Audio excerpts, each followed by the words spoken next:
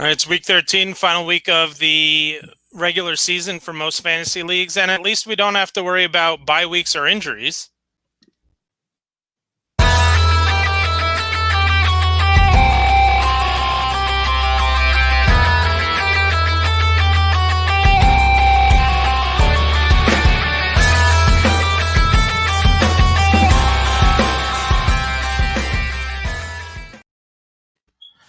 All right, welcome into a new episode of BSP Sunday Morning Fantasy. I'm your co-host, Ryan Stern. Joined with me, as always, Derek Mountain and Tom Bennett. How's it going today, guys? You made me just think of something when you said that. So in one of my leagues that I'm playing with, among my high school friends, we're doing a 10-man league, 4-man playoff, and I've never seen this before. Tell me if you guys have played this before or seen it. We're going to go weeks 14 and 15 for the first round and weeks 16 and 17 for the championship. I hate it, but I'm the number one seed right now. I have more points than everyone by 150 points, so I'm positioned nicely, but I also had Will Fuller, so I'm not feeling great. I'm going to be the one seed, but I hate the format. So I've seen 2-week finals, but usually it's in the first round. I've never seen that. Yeah. First round is usually week 14. Second round is week 15. And then, first of all, I hate week 7. Anything hate it. That a fantasy championship has to come down to week 17 is it's going to be it's preseason. It's a week of preseason for half the teams. The only thing is that this year it may be a little better with that extra playoff spot. You're going to have more teams that are going to have and that one seed's even more important. So, like, are the Steelers and Chiefs going to play week 17? Like trying to get that? Absolutely. And look at the Packers. The Packers are probably going to have to play their guys in order to secure a number one seed in the NFC. So there's going to be more teams that are going to be playing their star players in week 17, but I still don't like it. No. I've always had this thing with week 17. My dad was in the championship, number one seed, had like 200 plus points on everyone else. He had Peyton Manning in that Super Bowl run week. Went to a week 17, they benched him. He got blown out by like 50 points, which is what Peyton Manning was putting up that year. So we've never done week 17 ever since. So Peyton Manning almost regularly did not play in week 17. Oh, yeah. He was always benched in week 17. In one of the leagues that I'm in, and the only league that I'm in that has a week 17 championship, it's a point per completion league. So Peyton Manning was always like a top 5 pick in the entire draft. Oh, yeah. And then to go into your and so if you had Peyton Manning in that kind of league, you're probably going deep into the playoffs. Just because he was always scoring so much more than everybody else, even with Brady, even with Breeze. I mean, it was unbelievable how often a Peyton Manning-led team got there and then would lose in the championship game because then they'd be trying to play either Peyton Manning's backup or someone else that was picked up on the waiver wire. No, a waiver wire quarterback in week 17 championships is not the way you want to go.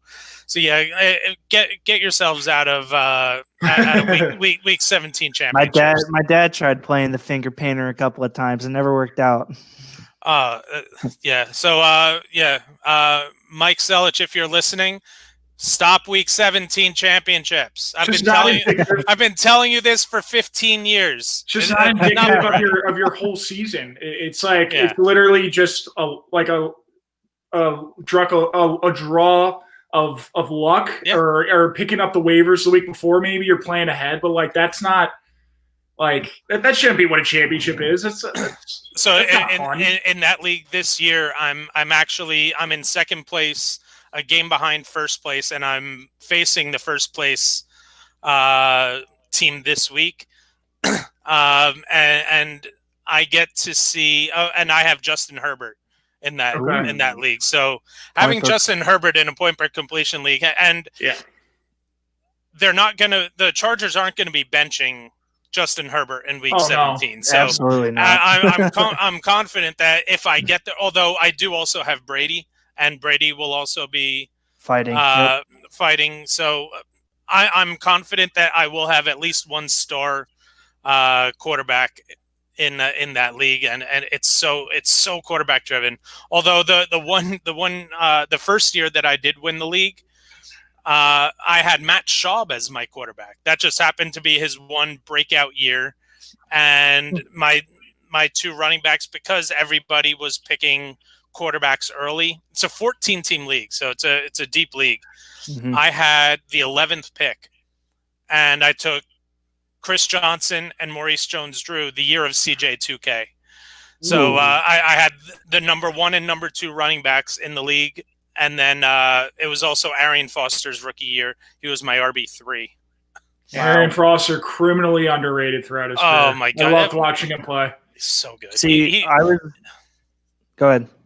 He was so good and it just did not last nearly as long as it should have.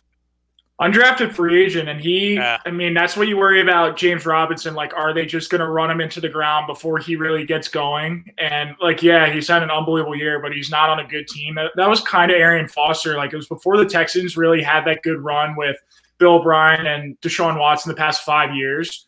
But Arian Foster, exactly what you just said. Oh, my God, he was so fun to watch, but it lasted, 5 years, 6 years, really, at a high level?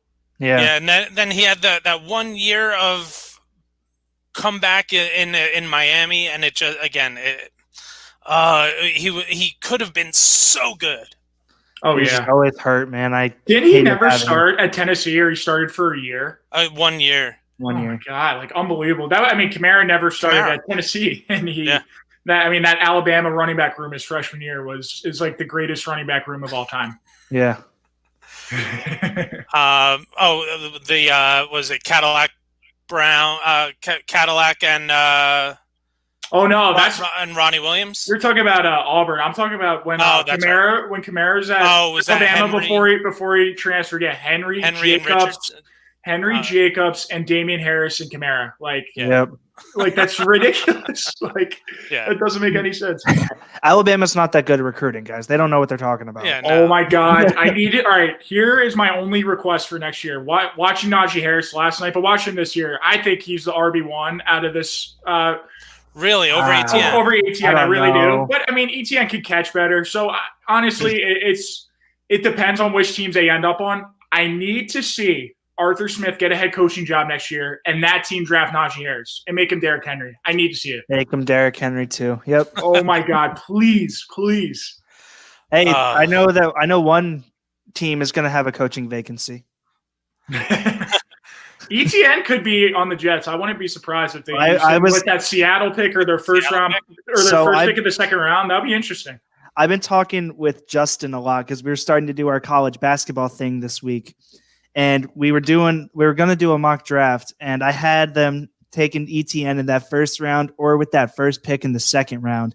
And he's like, "Nah, bro, you're crazy. You're crazy." They need a lot more than a running back too with that high a pick. So yeah, because we have like 3 essentially first round picks, because that first pick of the second round is basically exactly yeah. 3 top 33. And Darnold's gonna get traded. I don't know if it's 100%. Gonna be that high a pick, but I think it'll be for a day 2 pick. I'm surprised we didn't trade him to the Cowboys at the time. But if we take Trevor Lawrence, if he hopefully comes out, then we get like a linebacker or a no lineman or something.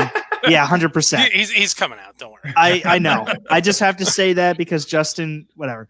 So unless Ian Book beats him, Ian Book for Heisman. Yeah, right. Ian Book for Heisman. How could I forget? Ian Book for Heisman. If Ian Book beats him, how can you face yourself in the NFL draft? So, Zach Wilson, man. I mean, that guy took a punch. He'd be a nice day 3 pick. Here's what I'll say about Ian Book. He would be like, if your team takes him in the 4th round, that's a good pick because I think he could be like at the highest, like a Derek Carr type who could run a little better, or at the worst, he's a backup. I've never seen a quarterback not get sacked as much as Ian Book. Yeah, there are so many times. That was crazy. He fits that mold of the modern day quarterback. Like his escapability is as good as it gets. Him, Trevor Lawrence, Mac Jones. Like I think those are the top 3 in terms of extending the play. And Justin Fields, sorry. Forgot about him. But like all those guys, they fit that modern quarterback that they just can build an offense outside the structure of a regular offense. Zach see, Wilson's draft stock took a pretty nice hit with a loss to Coastal Carolina. Although, yeah, that last drive, Coastal Carolina has to be. That last drive was really impressive. Yeah. I forgot about him too. Like he's really good outside the pocket too. Yeah. Like I mean, his arm strength is ridiculous. Yeah. Does he harness it as well as he could? Probably not. And like Coastal Carolina is probably the first real defense he played all year. But I mean, he's good too. There is a clear player comp for Zach Wilson. I want to see if you guys are thinking the same way I'm thinking. Oh, God. I have one that it's not really a player comp, but I think he's Gardner Minshew with arm strength. Oh no! He has arm strength. Think better than that. Much better. Minshew's efficient, but he just like he can't throw past 20 yards. He doesn't hit tight windows like a guy like Wilson can. I mean, that last throw on the 1 yard line was ridiculous. That was a big boy throw. I don't think too many guys can really make that throw in the NFL now. See, I look at Wilson and I see a guy that has all the physical abilities but doesn't have the intangibles. So I'll compare him to a Kirk Cousins with a better arm. Oh, stop! Oh, I don't think he's got it in him, man. I don't see it. You guys don't see Josh Allen in Zach Wilson. Oh. Yeah, I could see that. I think Allen has more raw ability than him, but I think their playing styles are really similar. I do like that comp, but Wilson, for my money, like I would love to see him with Shanahan in San Fran and even sit him for half a year, sit him for like 8 games, because I mean that game yesterday was not encouraging. And now you put him against NFL defenses next year. Maybe it'd be better for him to just watch a couple games next year before he gets thrown into the fire. But I would love to see him with Shanahan. As someone who is owner of one Terry McLaurin in a couple keeper leagues, put him in Washington with Scott Turner. I like that fit too. I have Wilson going there in the mock that I was doing with Justin. And where does Trey Lance fit too? He's a huge question mark. Yeah. I had Trey Lance to San Fran in that, so like I have them all. I have all these teams we're talking about taking. And Trask is going to be a first-round pick now. Saints, New Orleans at 13 or 31 is. I mean, the quarterback class is going to be really interesting. Yep. Yeah. All right, so we now that we've gotten our little NFL draft geek out session out of the way, we're going to get into a little buy or sell. So what we're going to do is we're going to take some lines. We're going to take some over-unders at some of the bigger names, but maybe even some of the names that we're not talking about as much, but should be talked about today. So the first one that I'm going to start off with is someone that I know I'll be talking a lot about, and as much as it disgusts me later on. And that's Mitchell Trubisky. I have a line set at 244 passing yards against the Detroit Lions. You guys buying that or selling that? Tom, you go first. Oh, you said it was 244 versus the Lions? 244 versus the Lions. I'll buy into that. I think he'll squeak right by it. Him and Allen Robinson don't have the connection that Nick Foles had, but they do have a decent target connection. I'll barely buy that. I'm going to sell it. Now, Mitchell Trubisky has been really good against the Lions. I think he's been 3-0 his last 3 games, and his only good game this year was that week 1 comeback in the fourth quarter. I think he ended up throwing for like 240 or 242, right, with those 3 touchdowns in the fourth quarter. It was around that ballpark.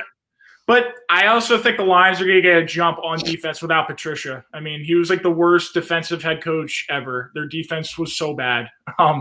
So I think the Lions are going to play a better game today without Patricia, and he was a really disliked coach on that team. So I think the Lions are going to have a little extra jump in their step. Their defense is going to play a little better in a really low-scoring game. So I'm going to sell that. I think he's going to be more around 200 yards. So in his last 4 starts against the Lions, Trubisky has over 1,000 yards, 12 touchdowns, and 1 interception with a passer rating of 124.4. And this is the worst version of the Lions defense that he's probably ever faced. I'm absolutely buying. We are, like I said, we're going to be seeing some more talk about the Bears as we get later into the show. As much as it sickens me, we do have our first question. As a reminder, if you are tuning in, feel free to leave your lineup questions in the comments. We will answer them live on air. So our first question comes from Chosen One. Jarvis Landry or Devontae Parker now that Tua is starting? I already know my answer. I mean, I have my answer too, and it's all about safety right now. And if I need immense upside, then I'll lean Parker. But right now, the safe play is Jarvis Landry. Tua just he hasn't found one player that he's going to lock in on and say, when I'm in trouble, I'm going to look for that guy. Jarvis had too good a week last week to deny. I mean, I know it's the Jaguars, but the Titans aren't that much better in the secondary. So, I mean, I think Jarvis is in line for another 10-target game. And exactly what Ryan just said, you run where the opportunity is. Yeah, I had Parker as my stud, but I was under the impression Tua was out because I saw a report about it yesterday. Did you hear how everyone found out that Tua was starting? No, I didn't. So his agent, Lace Steinberg, he posted a Facebook status like headed to Miami, like in the plane, headed to Miami. Tua's starting, like getting ready to go, and then he edited the Facebook status to got to check on Tua, tested negative for COVID or whatever, and, like trying to hide it. And then he just deleted the Facebook status. You know, Brian Flores was pissed. Oh, 100%, especially from an agent, man. They don't take that. And Lee Steinberg has definitely handled things the right way his entire career. Oh, he's a highly esteemed 100%. Agent. Exactly. So, but yeah, I mean, that's how we found out Tua was playing today. But yeah, I mean, you run where the opportunity is. Baker, as much as everyone wants to jump on Baker, he's controlled the football better, and Jarvis has been his guy without Odell in the lineup. So, and it is a plus matchup. Yes. So yeah, I think it's consensus. We are all leaning towards Landry, especially with now. If it were Fitz starting, I picked Devontae. Like I said, I had Parker under the assumption that he had 11 catches last week. He had a ton of catches. He was getting targeted even more than that. And it's a good matchup. That's another good matchup too. Yeah, 100%. I'll take my money against Cincy. I would have definitely taken Parker if this is like 7th in points per game among fantasy quarterbacks, and it's like so sneaky. Like everyone's like, oh, Fitzmagic had a great year. He's had a great fantasy year. Yeah, and last year too. Yeah. Okay. Next, buy or sell, and this one comes from a guy who we all thought was going to absolute smash last week, and he ended up with negative fantasy points on the week. Now he gets to go up against Tom's Jets. And Derek Carr's line is listed at 265 passing yards. Where are you guys going with that? This time we'll start off with Derek. Yep. I'm going with over. Look, everyone I think is really excited about Devontae Booker today, but I'm not. The Jets' run defense has actually been a decent part of their team. They're 8th in DVOA against the run. Yep. I think that they're in the last few weeks, their O-line has kind of been patching up the O-line with some injuries. Cole Miller's been in and out of the lineup. I think they're going to have to lean on the air more than we'd like to admit. And the spread's at 8. I would not be surprised if the Jets covered here today. I'm a little worried about the Raiders moving forward, but I think Derek Carr's going to have to throw the ball 30 times today, so I'm going to go over. I agree. I would go with the buy on this one. As much as I would like to hope that Henry Ruggs isn't going to tear us up, this is the exact game that Henry Ruggs is going to show why he was picked as the first receiver of last year's draft. You know, he's faster than any corner we got out there. He's going to completely shred it. Yeah, I'm also taking the over. And Derek Carr is a very sneaky play in tournaments this week in DFS, because a lot of people are going to be scared off. Where last week that's a he had one-off. he had a great matchup against the Falcons, or at least what it should have been on paper. And we've talked about it on the Zero Tech. The Atlanta Falcons are a completely different team under Raheem Their Morris. defense has been a legitimate top 10 unit since Raheem Morris has taken over as head coach. They look fast. They're playing way faster. Keep it simple. They're bringing a lot more pressure than when Dan Quinn was in charge of that defense. It's been a decent turnaround for them. I just don't know if it'll be enough for him to keep a permanent job there. All right, last one of this buy or sell, and it's going to come from a quarterback who has surpassed this number the last 3 weeks. It's someone who I've had in my duds, and whenever I put him in my duds, he seems to go off. Kirk Cousins. His line is set at 270 yards. My stud of the week, baby. He gets to go against the Jaguars, and the touchdowns can obviously be there. But what about the yards? This may be, although with Alexander Mattison not playing, we don't know if they're going to. Although they need wins to get in, so they need to rely on Dalvin Cook. This could be a huge Cook game, but it could also be a huge Cousins game. It's tough to figure out which way they're going to go in this one. So we'll at 270 passing yards. Tom, we'll start with you. Yeah, so if you want your answer, either you need to put him in your duds or I need to put him in my studs, because he's done the exact opposite whenever it is. I'll say that he will not get it this week. I think that I could see Dalvin Cook going for over 300. Everything's going to run through him anyway. Wow! Yeah, breaking records here. So we're going to see an NFL first today. Okay. 200, whatever it was. I'm spaced out, man. I haven't really slept this week. Give me a break, Rye. God, I don't know why you said 270, and I was like, oh wait, that's the passing yards. Anyway. Dalvin Cook, I meant 3 touchdowns, 200, whatever it is. Derrick Henry last week put his stat line for Dalvin Cook this week. I think it's going to just 100% be a Dalvin Cook week here.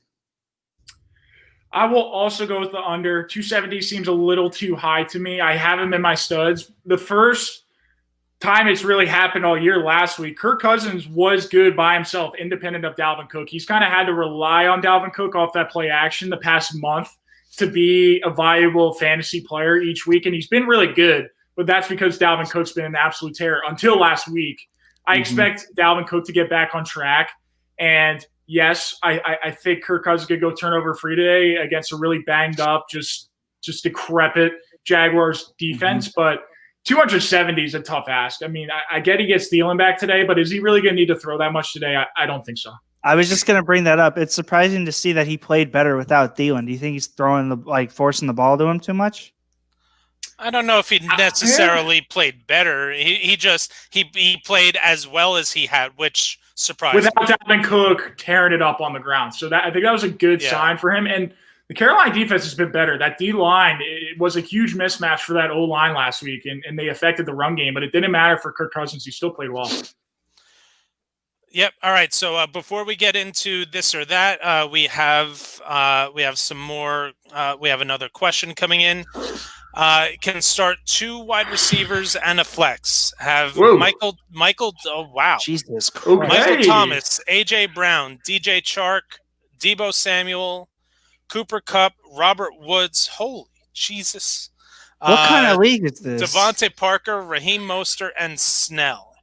All right, I'm getting Snell out of there. I'm getting Chark out of there. I don't know about you guys. I agree. I would also probably take the Rams receivers out personally, just because I don't trust either one to be consistent. Yeah, I mean, and they got their secondary back. They've Sherm, Verrett, and Emmanuel Mosley in there. Yep. So, yeah, and then I feel good about that. We also dumped on Parker a little bit earlier here, so I'd probably take him out too. I would for sure put A.J. Brown in.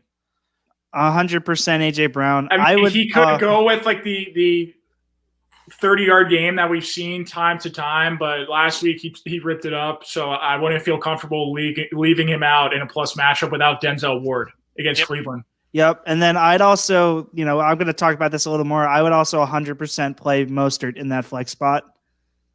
Yeah, so, I love Mostert. I love he didn't even do that much last week. He still got touchdowns. So I know he's insane. And the Rams are a much harder matchup than the Cardinals. 100%. So then it comes down for me is who's that last wide receiver? Debo or Michael Thomas? I'd probably, we're probably going to go split here, Derek, but I would go Michael Thomas. I think it's going to be a shootout. Taysom Hill relies on him so much, but it's gross that I want to put in 2 Niners for this kind of slate. I will go Debo, and I maybe even throw in Cooper Kupp over Michael Thomas, maybe. So you're saying sit Mostert and Brown, or you sit Mostert or Brown because you only got 3 of them. I'm keeping Brown in there. Brown's for sure in for me. What about you, Ryan? All right, so I'm actually going to go A.J. Brown, Michael Thomas. We saw the last time the Saints played the Falcons, Taysom Hill was targeting Michael Thomas every other throw that he made. With Julio playing, I know that the Saints defense has been playing well, but I think they're going to be able to put up points, which means they're going to have to throw the ball more than they had to last week against Denver. That's for sure. And when Taysom Hill throws the ball, he seems to lock in on Michael Thomas. Mm-hmm. And so to me, the 2 guys that it'll be between are the 2 49ers. To me, it's going to be probably dependent on whether or not it is a PPR or standard. I think PPR, I'm leaning Debo. Standard, I'm leaning Mostert. Half point, I'll probably lean Mostert as well. Just because Debo is basically a running back. He has negative air yards last week.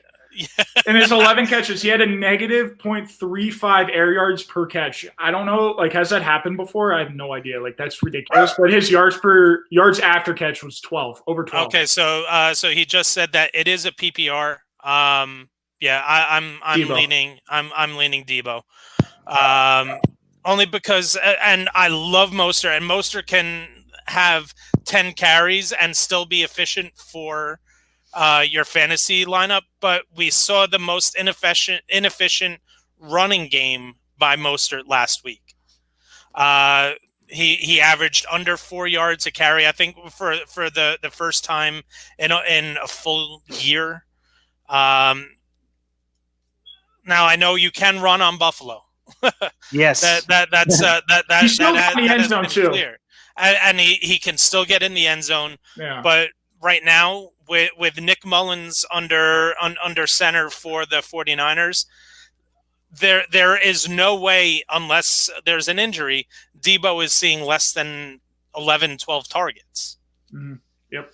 I have very strong feelings about Nick Mullins, so you don't have to. But you don't have to sell him on me, man. I have very strong feelings. All right. Thank you very much for your question. All right. So now we're going to get into a little bit of this or that. So what we're going to do is take some players that may not be tiered together on a regular week, but because of matchups, it's going to be a much more difficult conversation to have this week. So the first one that I want to start off with is someone who, I'm pretty sure he's still the number 1 quarterback in terms of fantasy points per game, despite having 2 down weeks in a row. And that's Kyler Murray. And so I'm going to go Kyler Murray or Matt Ryan this week. You guys are giving away all my picks here, guys. What is this? I'm a little down on Kyler Murray, as you just said, and it's a tough matchup against the Rams, but stick with your studs in this instance. I'll go with Kyler Murray just because the New Orleans Saints the past month, their defense has played lights out. So, yes, if Julio plays today, he's a little better, but the first time they played, Julio played on a very limited status. I think he hit like 20 snaps in that game. So look, it's not even a guarantee that Julio plays the whole game. So stick with your studs. I'll lean towards Kyler Murray here. I can't disagree, and you can hear more of that why when I get to my duds, because I'm not going to give away all my numbers on Matt Ryan. All right. So before we move on, we have a question, and so Trubisky, Carr, or Rivers. So Carr. First of all, throw out Rivers. Just throw him out. Yeah, Rivers is. Do you guys see he's playing with a foot that's in need of surgery? He's playing through an injury that we heard about from Quentin Nelson of all people. Of all people, to give away injury status. Anyway. So Rivers isn't a viable fantasy option. Ever. Nope. It's really sad to see. He's been one of my favorite players for a while now, but it's time to hang him up, Chief. He's safe, and it is a decent matchup, but we already talked about Carr and what he can do against the Jets, and sneak preview, which may not be difficult to learn. I really like Mitchell Trubisky this week. I think the upside is with Carr. The safe play is Trubisky. Oh my God! Are you sure? What? Are you sure Mitchell Trubisky is not safe? I mean, I think that's the first time. Of these three this week, Mitchell Trubisky is the safest. But it's the Jets and Carr. But it's the Lions. And Carr the was Lions on a better pace than his MVP when he got MVP votes that 2018 year. He was on a better pace this year until that game last week. That's not who Derek Carr is, what he played last week. He's going to get back on track against the Jets this week. I'm confident that he'll score more in Trubisky. I do think Trubisky will have a good week, but I think Carr is going to be a top 10 play this week. I really do. I gotta go against the Jets here, man. It's really hard to see him not having a good week here. Like, let's be honest. I don't care if it's the Lions. I don't care if their defense sucks. The Jets are worse, right? Like, I don't know about that. Quentin Williams is a beast. Like, I think he'll give them problems, but like dynasty right. This is a perfect get right game for Derek Carr this week. Any game versus the Jets is a good bounce back week. Yeah, so I just find it, man. I think Trubisky and DFS is really good, but in this instance, I'm going Carr. So Trubisky is one of the two quarterbacks that I've found myself building my DFS lineups around this week.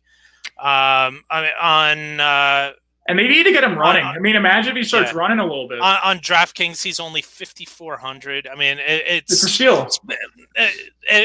It's going to allow you to spend an extra $2,000 on other positions. So, and I guess in a season long, if I needed a win, Carr.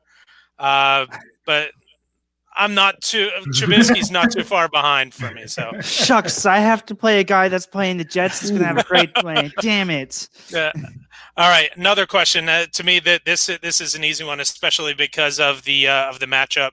Hunter Henry against the New England Patriots, or Robert Tonyan against the Eagles. Robbie. I can't Bobby buy Tons. Safety for my picks. I think he's a real part of this offense. Even with Alan Lazard back last week, Tunyan's still getting those targets, so I think he's kind of a 2A, 2B situation with Lazard. So I'm not betting against Bill Belichick and tight ends. So I'm going with Tonyan. Yep, it is Robert Tonyan for all three of us. We have another one. All right, two running backs in a standard league between Zeke, CEH, Montgomery, Dobbins, or Taylor. So for me, the two we're eliminating is the top two. The right off the top of my head, Zeke and CEH, because CEH with the illness is he might not play that much. Decision. Yeah, I was gonna say he's on track to play, but who knows? That could be like a Michael Thomas where he plays 20 snaps or whatever, or Julio, excuse me. And so in this instance, if CEH were the guy that I wanted to play, I would make sure that Dobbins would have been my secondary because of the fact that CH is playing tonight and Dobbins is playing on Tuesday. But CH right now, I think even if he does play, I still have Dobbins. So Montgomery is as weird as it sounds, Montgomery is actually my number one of these five. I guess the Lions, I agree. And then it's really tough between Dobbins and Taylor. In our chat, I was telling you guys how torn I was between these two players for my picks, and it made it easier knowing that Derek had already taken Taylor as his pick. They're both parts of what could be committees, but the last time both of them were on the field, they were the clear workhorse of the backfield. Dobbins gets to go against the Cowboys. Taylor gets to go against the Texans. So it's two juicy matchups. I'm probably taking Dobbins, but I would not fault you for taking Taylor, only because I think that other backs can be more involved in the game plan for the Colts than the Ravens. I would have to go with Taylor just because I'm worried that the time off for Dobbins may have messed with the mojo a little bit. He hasn't played. He had the same amount of time, same amount as Dobbins.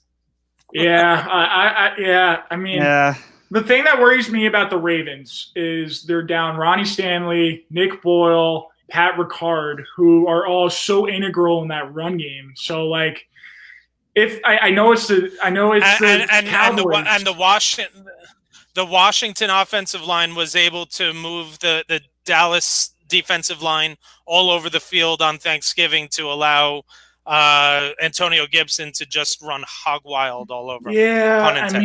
Yeah, but I think their passing game at this point is more of a threat than Baltimore. As crazy as it is to say, Terry McLaurin scares me much more than anybody in that Baltimore passing game. So I think Dallas is going to key in that run game. And has Lamar even practiced this week? He hasn't been activated off the COVID list. So I expect him to play. The report came out this morning that he's expected to be lifted today. Yes, it gears towards him playing all week, so that doesn't bother me. But him not practicing kind of bothers me for the sake of their offense. So I kind of like Taylor against Houston. I'm okay. So I'm okay going Taylor. It's not like I have Dobbins. As I said, I was having a really tough time deciding between it is a coin flip. It really is. But and even if you wanted to go with those two over Montgomery, I just think that Montgomery, the matchup against the Lions, and we've started to see him get involved in the passing game over the last 3 or 4 weeks more than he had ever been. So. That's why I said Montgomery is actually. I would probably have it as Montgomery, and then 2A, 2B of Dobbins and Taylor, then CEH, and then Zeke is actually number 5 for me, assuming CEH is healthy. But man, how about us saying that with Zeke? Yeah, it's the playoffs. Zeke. Oh my God. Imagine wanting to play David Montgomery over Zeke and it not even being a tough decision. Consensus top 3 picks. Some guys were pounding the table to pick him number 2 over Saquon, and here we are. Here we are. He doesn't even have the excuse like Saquon where he got hurt at least. Zeke's just looked that bad. Yep.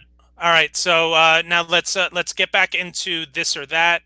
I've got we need to get into our studs, and sleepers. So we'll go with one more, and it's Deshaun Watson, or in fact, I had Deshaun Watson or Derek Carr. Oh, Oh man. Oh, Yeah, there we go. That's the reaction I was looking for from In this game. light of our Kyler Murray discussion, I think you stick with your studs. Yes, does Will Fuller scare me not playing? Of course it does.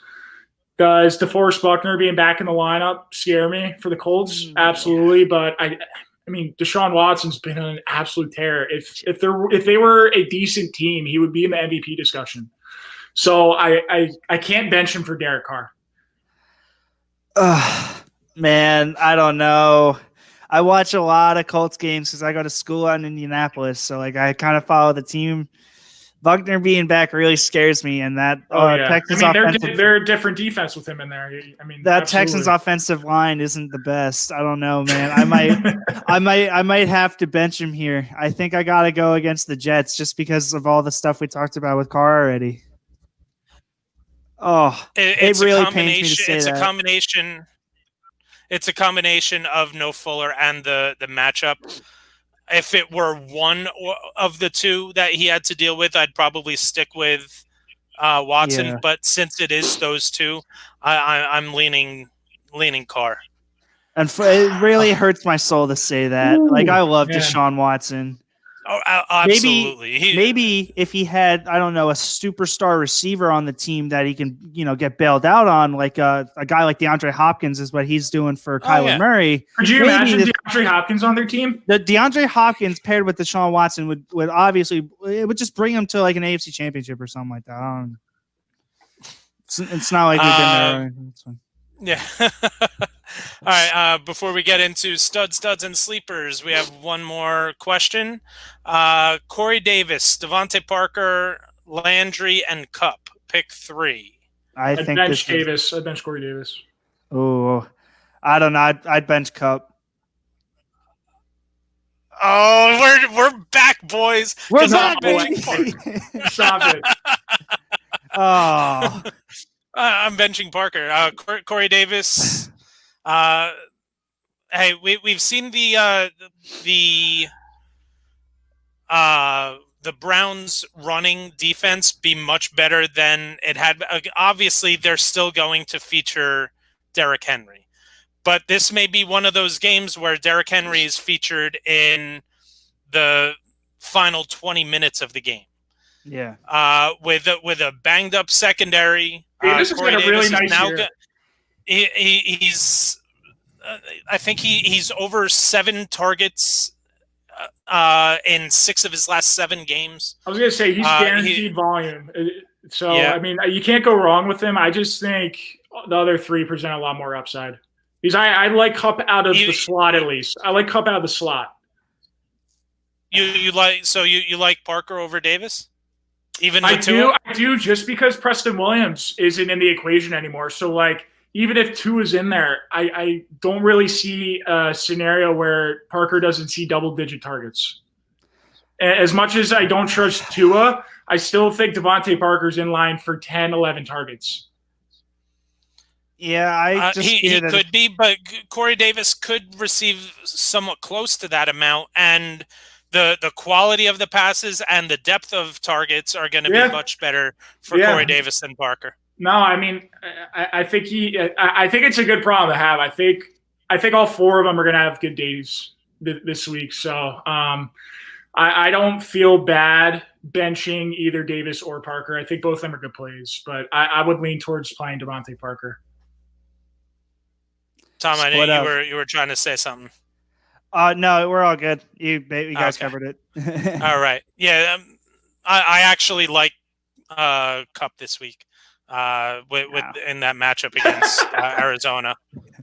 So I can't trust them Rams receivers, man. I've had my shares of all of them at one point, whether it was Brandon Cooks, Cooper Kupp, or Bobby Trees. Robbie Woods. I can't trust him. Robert Woods is the only one I've ever trusted because of his consistency, but I can't now that this whole thing is going on with them this year. I hate the Rams this year. I really do. Like with a burning passion. All right, time for studs, and sleepers. Again, if you are tuning in and you have a lineup question, leave it in the comments below. we will answer them live on air. So we will start off with stud quarterbacks of the week. And Tom, why don't you lead us off?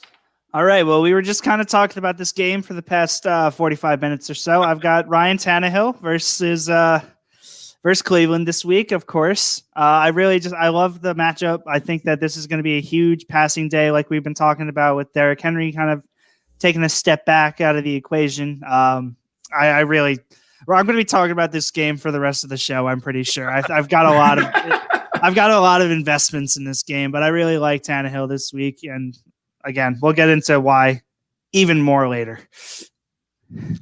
Derek, how about you? We talked about this guy as well, Kirk Cousins. I mean, it doesn't get any better in terms of the matchup. In November, Kirk Cousins was first in passer rating in the NFL. He had 12 touchdowns to 1 interception. And he goes against the Jaguars that have 4 of their first 5 corners not playing today. So, look, I don't think we'll see a Kirk Cousins that turns the football over. I don't think we'll see a Kirk Cousins that just has a dud out of nowhere where he throws for 100 yards. I think he's in line for 200, 250 yards and a couple of touchdown passes, and he gets back Thielen today. So I feel safe playing Cousins as a top 10 play this week, as crazy as that sounds. Damn, we're really hyping up Trubisky and Cousins in the same week. Yeah, of course. Why not? What is 2020? And no Zeke. Absolutely no. No Zeke, and yes to Trubisky and Cousins. That is the epitome of 2020 right there. Oh my God. All right. So last week I said that my running back stud of the week was going to be somebody who you were going to be starting no matter what. It was mainly geared towards DFS. And he decided to go out and have 170 yards and 3 touchdowns. That was Derrick Henry. So my same philosophy is going for this week, and that is Aaron Rodgers against the Eagles. The Eagles still have a stout rush defense, and the way that Rodgers is incorporating now 4 targets on a consistent basis, on top of having maybe the number 1 wide receiver in the league. And we saw what maybe the number 2 wide receiver in the league did to Darius Slay last week. Yep. Now, obviously, DK Metcalf and Devontae Adams are 2 completely different styles of wide receiver, but it's hard to say that Devontae Adams is going to be shut down by any one cornerback in the league. So I said that my DFS lineups were based upon 2 quarterbacks. One was Trubisky, where I'm paying down, and one is where I'm paying up, and that's going to be Aaron Rodgers. So Aaron Rodgers is in almost half of my my cash game lineups this week. So feel free to start him wherever you're willing to spend it. All right, running back studs. Tom, why don't you start us off? You got it. Well, we're going to talk about a guy that we've already talked about thanks to lineup questions again. Raheem Mostert versus Buffalo. We all know that you can run it on Buffalo, and Mostert is going to be the perfect guy to do it. I know he had his most efficient game of the season last week, but you look at early on when he was healthy and when he was truly fully healthy, he had 15 carries for 56 yards in week 1, but somehow managed to get 25 fantasy points because he got 4 catches on 5 targets for 95 yards and a touchdown. I know you don't think of Raheem Mostert as a pass catching back. I look at him more as a do-it-all kind of guy, and that's the exact type of player that can tear up Buffalo's defense. I really love him this week, and I have him in basically every daily fantasy lineup, as well as any league that I have him in. He's my favorite running back this week. Yeah, I would absolutely be like all over having Mostert wherever, if it weren't for the fact that this is as healthy as the 49ers backfield has been all year long. And we've seen Shanahan have the tendency to play 2 in a game on a consistent basis. Now, again, we've said earlier for Mostert, it doesn't take him a whole lot of touches to be efficient for your team. So, and the matchup is awfully good this week. Derek, who you got? Probably gonna regret it, but whatever. Miles Sanders, let's do it.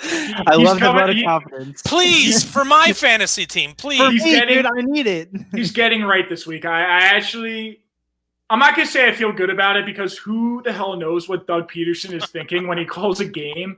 But look, he saw 6 carries last week. It's absolutely inexcusable play calling. He's by far their best playmaker at this point. He might be their best player on their team.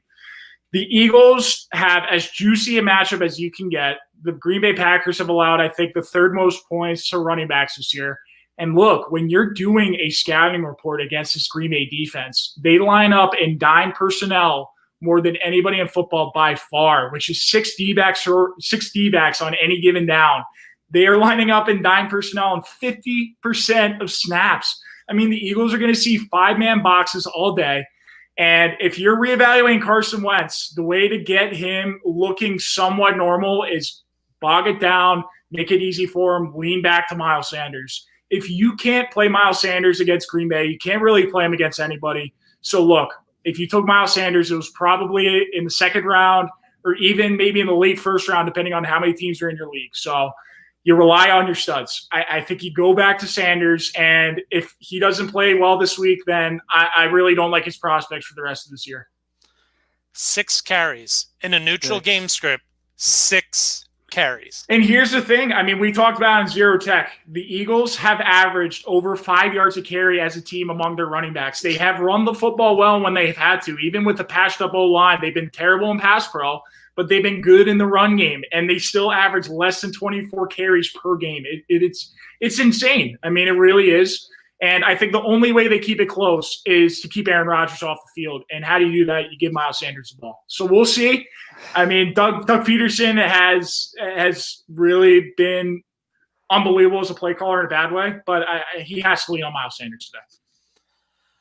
All right, we have another question. Antonio Gibson, Justin Jefferson, Cooper Kupp, pick 2 PPR. Pretty easy. I think. People really hate me. They really do. They're asking me to pick Rams, and I just can't do it, man. It's Gibson and Jefferson, I think. 100%. You can't bench Gibson, and you really can't bench Jefferson either. Especially with Kirk Cousins that's going to go out there and play like Joe Montana. Exactly. The Steelers matchup doesn't worry you at all?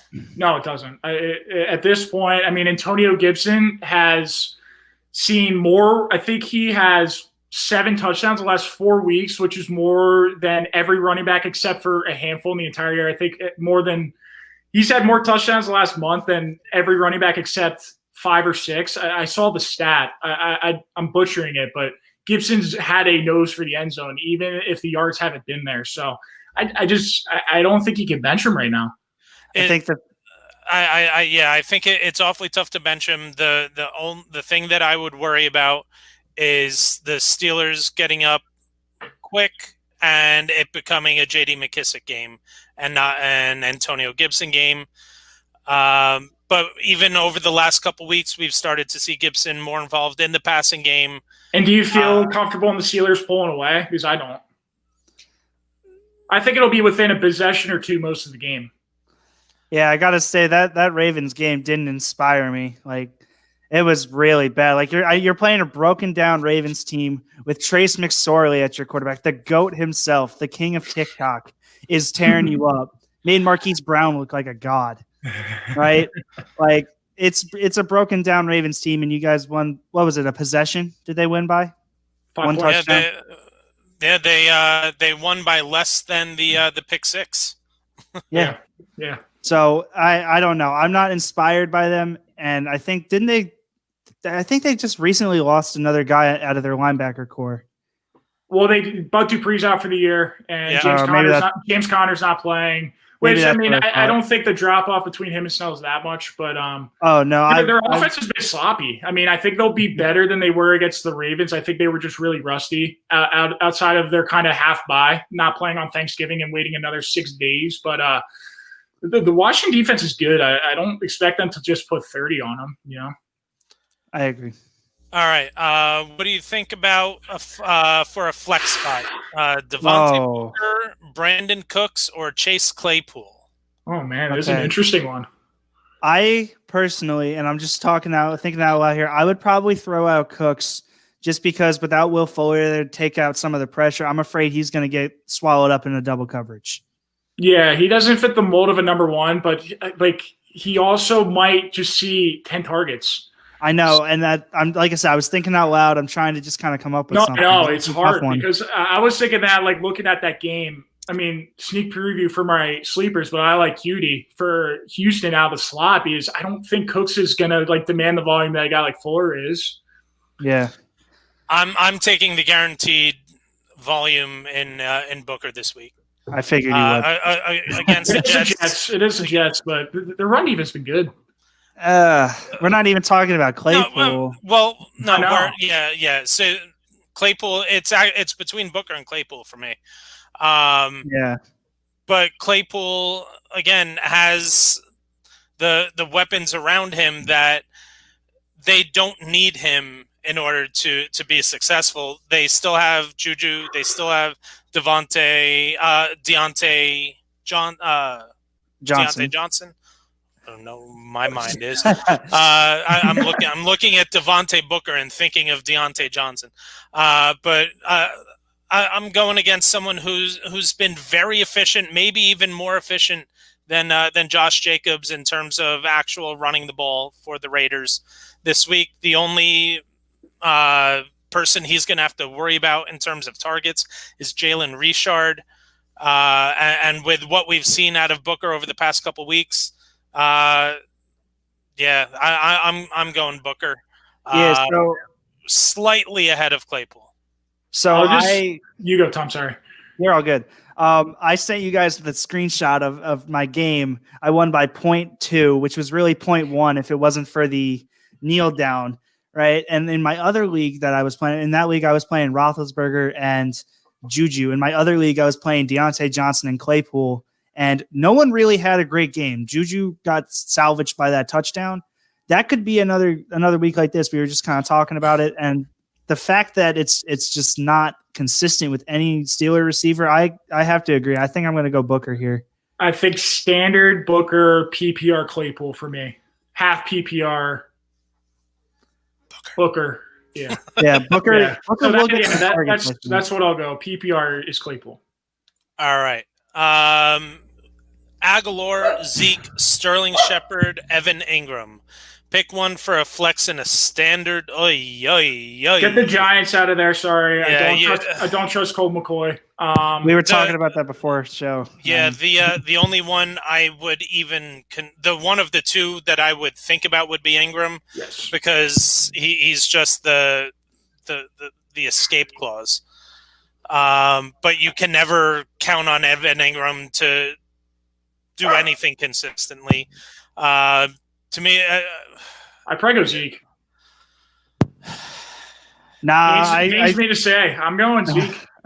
He's guaranteed 15 touches. It's not going to be pretty, but I think he has a better chance of falling in the end zone than just praying for a big play from Aguilar today.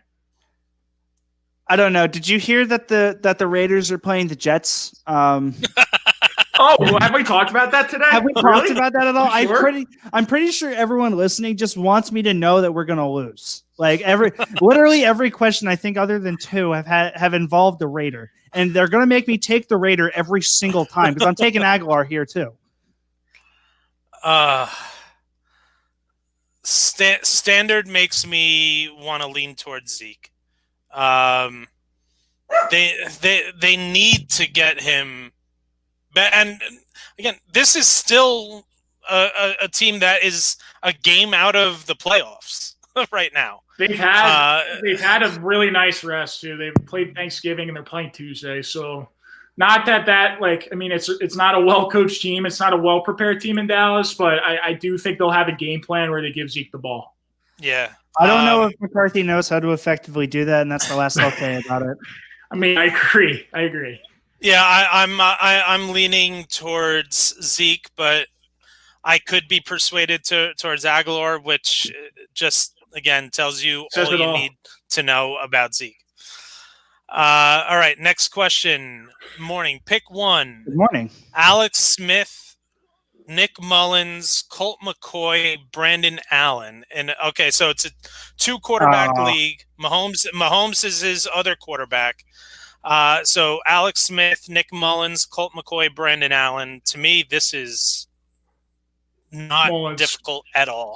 It's Nick Mullins. I have very strong feelings about Nick Mullins, and you guys are going to hear him now. And he's the best quarterback. He is the best quarterback on the 49ers. Jimmy G is not it. I don't even want to get into it. Watch that Eagles game? I'm going to get so heated if we start talking about it. Nick Mullins. Look at what they have around. All right, like I said, I'm not getting into it. It's Nick Mullins, and we can talk about Nick Mullins another time. I mean, Alex Smith has played admirably, but it's the Steelers, and they blitz more than anyone. And Ryan talked about it on Wednesday. He's not going to be able to escape the pressure against the Steelers. I think it's a nightmare for Alex Smith on Monday night. It's Mullins. And as good as Alex Smith has played, he's had a ton of mistakes, whether it's interceptions or missed throws. Like, you look at it, like, we've had him as our sleeper and our stud on Thanksgiving, Ryan, or for that show or whatever. If Jalen Smith wasn't running a 5.5 40, he would have threw a pick 6 last week. So, I mean, come on. Jalen Smith is faster than that. Go Irish. Look at Terry McLaurin was 10 yards behind him without a running start. And and DK Metcalf ran down Budabaker. At least that was 100 yards. At least that was 100 yards. It was half a football field, and Jalen Smith still couldn't score it. That was pathetic. He was running at least a 5-1. Oh, I don't know. You're being generous there. Oh, man. Oh, my God. Anyway, but Alex Smith has made a ton of mistakes. The reason why I really like Mullins is because of Debo, because he gets those jet sweep bubbles, right? Where all he literally does is throw the ball 6 inches in front of him. It's a joke that the touch jet pass it counts for passing yards. Mahomes, like all those guys that just I love it. Made money off it. It's great. Yeah. It's Nick Mullins in that matchup against the Bills. And then he has that sit one. I think it's pretty easy there because we've talked about the other two. Yeah, it has to be Gaskin. We don't know what he's going to get today. He just got activated off the IR yesterday. Was it yesterday? See, I'm actually okay. Yeah, yesterday he got activated, but he practiced all week. He didn't need to be activated until at the latest Saturday afternoon, which is why he wasn't on any injury report, because he didn't have to be because he was still on IR. But he did practice all week. I'm actually okay starting Gaskin, but not over Monty, who I think is in line for a huge week against Detroit. So remember how I said my lineups have been built upon Trubisky and Rodgers. In the leagues that I have Rodgers, I have Montgomery. All right. I was going to say, don't give me the Monty Trubisky stack. Oh, no. In the league, no. I've been stacking Trubisky with Robinson. Okay. But no, in the leagues where I have Rodgers, I've been putting Monty in because I want, as disgusting as it may seem, I want the Bears offense this week. All right. Yeah. We have another one, if I can get it up. There we go. In a must-win, projections are even. Need a flex for a PPR. Sammy Watkins, Hunter Henry, Christian Kirk, Darius Slayton. Whoa. Is there a tight end premium? I'm assuming not. I'm assuming not. All right. So throw out Darius Slayton because Colt McCoy is not gonna do it. And Yes. honestly, I would throw out Sammy Watkins. I don't even know when the last time that guy played was. Well, he played last week and had 4 for 54. And Did he really? I didn't even know. But that's just a coin flip between him and Meikle. I feel like even finding Yeah. answer to Marcus Robinson, even I don't feel comfortable there. I think I'm going with Kirk. I think I go am Kirk. too. I'd go because Kirk. with Hopkins having to deal with Ramsey, Yep. it's going to leave Kirk with the better matchup, and we've seen Kirk and Kyler Murray have connection for what a 3-week span. Christian Kirk was a top 15 running back, wide receiver. As much as Watkins may have the most, Watkins to me has the most upside because of the offense he plays in. He also has the lowest floor, though. Yeah, absolutely. And I don't like Hunter Henry that much this week. So yeah, Christian Kirk is going to be the one for me, especially in a PPR. 100%. Agreed. He says also, is James White worth flexing this week? So this is the same as before. Yeah. I think if you're adding James White to that group of 4, I'm probably picking James White. In PPR, I'm taking James White too. I would also go James White just because even though the matchup for Kirk when Hopkins has Ramsey is better, that defense is still playing. Chargers have really struggled against running backs the past month too, so I feel pretty good with White actually. He's pretty high floor. 100%. Yeah. So again, if James White is included with that group of 4 that you had mentioned before, James White should be the to me the biggest upside play. James White was my sleeper of the week last week because I was okay. I was excited about his ability to take over the full time the passing back role. And he didn't even have any receptions, but he scored 2 touchdowns because for some reason they don't trust Damian Harris in the red zone. It was Rex Burkhead in the red zone before, and now it's James White. So if James White can continue to get the red zone looks and get reacclimated into the passing game, absolutely. All right, one more before we get back in. Michael Pittman or Aguilar in a standard league. To me, it's Michael Pittman. I'd take Pittman. Yep. Bounce back week. Bounce back week. Yeah, bounce back and a terrific matchup. Mm-hmm. All right, back into our stud, and so now it's up to me with my running back stud. And again, we were talking about earlier, I was having a tough time deciding between the 2, and I did pick J.K. Dobbins. The thing that got me most excited about J.K. Dobbins was the Ravens' inability to give Gus Edwards the bulk of the work last week. And the fact that he wasn't the one who they used in the passing downs. It didn't make me think, oh, well, maybe are they going to get Justice Hill involved? No. I think this is now J.K. Dobbins' role. I think he is the workhorse, and he's going to get at least half of the passing down role, and he's got a terrific matchup. The last time we saw the last time we saw the Cowboys defense, they were getting steamrolled by Antonio Gibson. Gibson and Dobbins, to me, they're very similar. I agree. You got a very similar game plan. Absolutely love J.K. Dobbins this week. All right, running back studs. Let's start off with Tom. I think we're up to wideouts, and I had to switch mine. Yeah, wide receiver studs. Yep, I had to switch mine because of the Tua announcement and him starting. I had Devontae Parker.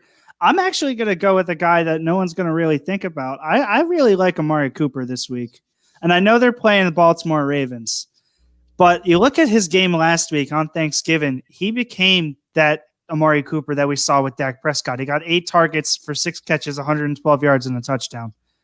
And that was versus the Washington defense, which we were praising as we were talking about them going to play the Steelers. I don't think that this is a complete Ravens defense yet. I think that they're still going to be dealing with some injuries or COVID. Wasn't one of their corners injured on Tuesday? I forget exactly. Jimmy Smith left the game Yeah. against Pittsburgh, and we don't. I mean, Calais Campbell hasn't been activated off the COVID list either. That's a huge deal. Yeah, so I'm gonna go with Cooper here, and I think that he'll continue this little hot streak because even the week before that, when he played Minnesota, he got 7 targets, 6 catches, 81 yards. He's becoming the Amari Cooper that we saw with Dak. So I'm gonna, despite the poor matchup versus the better defense, I'm gonna go with Cooper here. Andy Dalton locks into him.